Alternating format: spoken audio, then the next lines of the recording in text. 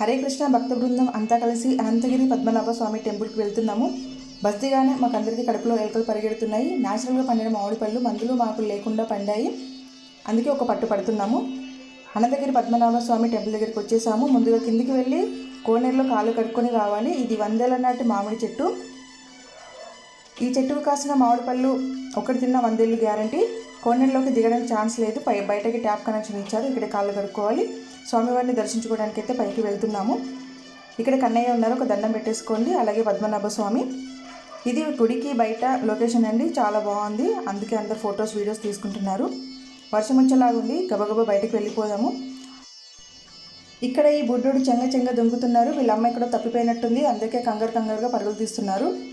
బయటకు వచ్చిన తర్వాత భారీ హనుమంతుల వారి విగ్రహము. ఇక్కడ మేము ఒక ఫోటోకి పోజిస్తున్నాము. ఆల్రెడీ వర్షం వచ్చేసింది, కింద బురదగా ఉంది. మేము ఇక ఇంటికి బయలుదేరుతున్నాము.